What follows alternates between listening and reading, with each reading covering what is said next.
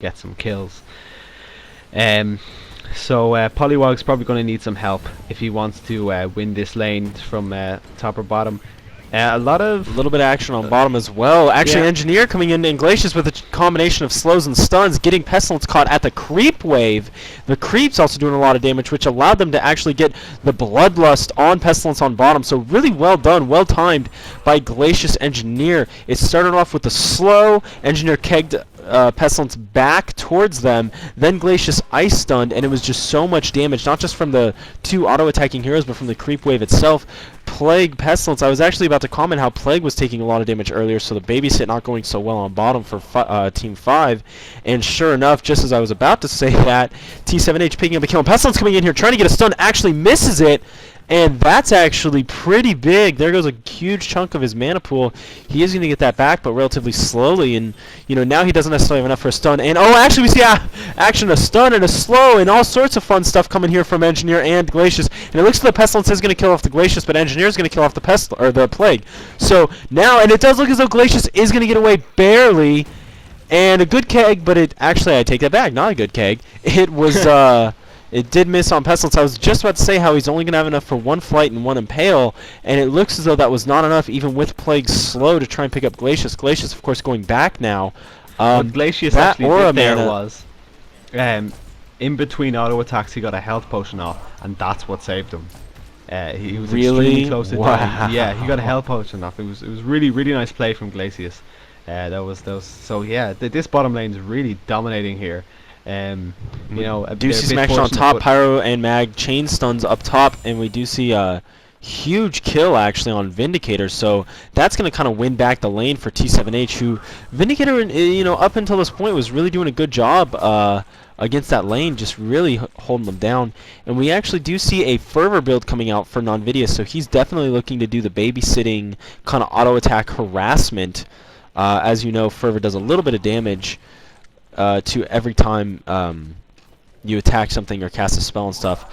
But, oh, actually, we see action in mid, and Paulie missing the net! Wow, that would have been huge. He actually was able to sheep. He did go one sheep, one tongue-tied, and then 3 electric jolt. And he's going to be able to farm these creeps really well, obviously, with the wards. But that's really unfortunate, and actually, I don't agree with Soulstealer doing what he just did there, nuking the creeps down, because now the next creep wave is not going to be stuck at the tower, but instead going to be in ward range of Voodoo's wards. Although those are only up for another 18 seconds. And it does look as though the rune race is going to go in favor of Soulstealer on bottom. Soulstealer picking up the Invis rune.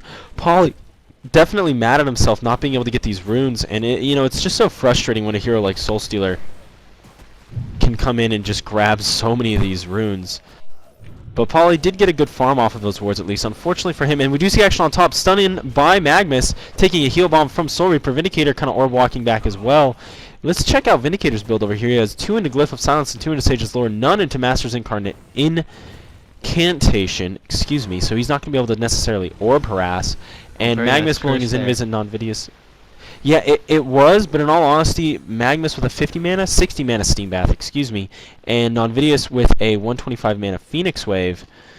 Yeah, I mean, it's not too bad for them to just go ahead and blow spells when Vindicator curses, although it does keep their mana pool somewhat low. Soul Reaper is able to farm, and let's go ahead, let's take a look at Soul Reaper. He has 17 creep kills right now, so he's not doing too bad. 29 on Busca in mid, and 21 on Tobacco on bottom. Whereas we do see D-Wiz on Soulstealer with 37. He's coming in huge with the creep score. Amingo with 22, and QOT, the Magmus top, with 17. Overall gold per minute hugely in the favor of T7H. They have 3 players over the 200 mark. QOT at 202, Amingo at 281, and D-Wiz at 290, whereas Busca, the only one coming in over 200, on Team 5 at 258 a minute. So Paulie definitely getting the farm they need, and actually we see Phase Boots first on Paulie as opposed to Steam Boots on Soulstealer with a sheep, or excuse me, a morph. I believe Paulie is going to win these rune races now. Kind of a big deal. You know, he's going to be able to reestablish himself in mid, and actually looks as though he's going top, whereas Soulstealer's going bottom. So we're going to have a 50-50 chance here on wherever the rune's going to be. I'm praying for Busca it's top. Unfortunately for him, it's not. And T7H, Soulstealer, grabbing another rune, this time it being regen. Just brutal, brutal play. Really it's there. You know, yeah, absolutely. And part of the reason that Paulie kind of had to do the 50-50 is he doesn't have enough mana. Now he does, though, to blow all of his stuff. And I believe we may have someone joining us in Vent. I apologize for if anybody heard any vent issues in there. But we do also have Plague Rider here on bottom. Pestilence, I'm looking for him, but I believe he's looking to gank mid. There he is. And it looks as though the Soul Stealer is actually looking to gank bottom. So, you know, kind of just picking up some kills on the neutrals, maybe going to come in on this Plague. And we do see Pestilence rotating top now. Soul Reaper and Vindicator. Vindicator popping a huge mana battery. And Pyromancer, you know, Mag lane kind of doing good. QOT is 6, but he does get stunned, and we're going to see a heal nuke. Is QOT going to go down? He is going to go down. -1 hit from him thanks to Vindicator. So that's actually going to be pretty big. Magnus, you know, kind of mana deprived early. He definitely needs bottle and power supply. And we do see wards being dropped in middle. That tower's going down. 3 on bottom. F8 taking out. Wait, that was actually from earlier. F8 taking out QOT, which was Magnus. I thought that was a different kill. But yeah, we did see Tinker on the tower on bottom, and we do see wards on the tower in mid. So definitely, you know, trading 1 for 1 here, I would assume is going to happen. Engineer trying to get a little bit of farm in. Pestilence and Paulie, though, doing some work. And they may be able to save this tower in mid, actually, thanks to Demonic Fortification. We do see Polywog and Tobacco definitely trying to come in here. And 3 ports coming in! This is going to be huge. Are they going to be able to catch that Pestilence? Mag needs to send the Pestilence. Actually running back for some reason. There goes Glacius, so there goes Magnus Stun. And he's going to take 3 or 4 different nukes from Soul Stealer. Or 3 or 4, excuse me. 2 or 3 different nukes from Soul Stealer. 3 or 4 nukes altogether. And obviously Soul Stealer with 4 nukes now. I've officially broken the game via commentary. Tell me, do you think Pestilence definitely overplayed on that tower push there? Well, he definitely didn't back up fast enough. I mean, the 3 wards were there to get the last hit, and he just stuck around that split second too long. And Glacius got the slow, followed up by Magnus Stun, and you know, well, you saw it there was all sorts of pain for Pestilence right there. And now Vindicator getting caught by Glacius. He's probably okay though. Oh no, here's Soul Stealer. TP's coming in though. Pestilence back alive. He flights up.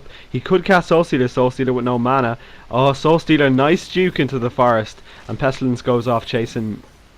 Oh, or a wild goose. And Vindicator is about to go down. He does go down on bottom. Glacius chasing him down, and we do see Soul Stealer in a lot of trouble here in mid. Tongue-tied going off. Soul Reaper unnecessarily ulting there, in my opinion, doing though what he felt he needed to do to get that kill.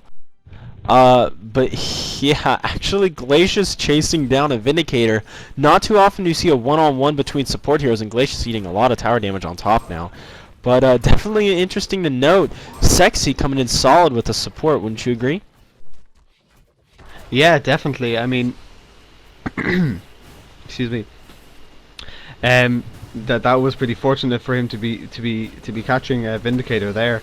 I didn't actually see what happened, but you know, five weren't as great as they could have been with the TPs. Only Pestilence coming in, but it was a 1 for 1 in the end, so it wasn't bad. And it looks like Engineers Tinker so powerful. This tower going down again. Soul Stealer getting it.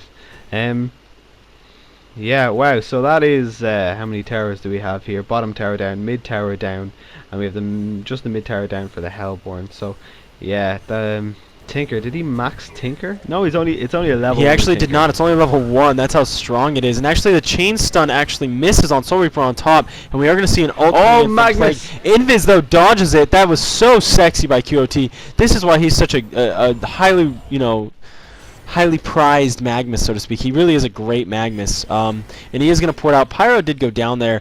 Not a huge deal, but definitely Mag tried to stun in. Pyro was supposed to chain it, but I don't believe was in the best of positions and didn't get the chain stun, so Mag ult going off, not doing damage to basically anybody. Soul Reaper able to heal bomb out of it and just turn the gank around and essentially kill Pyromancer, and Mag would have died if he didn't stun away, invis to dodge the nuke, stun again, and port. So, you know, just yet again, really good play by Magnus. QOT probably playing Magnus 8 games out of 10 for T7H, really? And there is definitely a reason why. We do see Glacius coming in here. He is slowing Soul Reaper. Keg going off. Not the best keg in the world. Not the best ultimate either. And Soul Reaper actually walking back into the ultimate. That was definitely not what he, I would assume, meant to do. And it does look as though Glacius is going to need to get a slow off on that. Never mind. Plague is going down without the need of a slow. Soul Stealer coming in, getting 2 or 3 different huge nukes off, and he does have portal key. So, ladies and gentlemen, this Soul Stealer definitely pulling away. You know, level 10 already to Buska's level 9. Although the gold difference is huge, 315 for Buska, and I would assume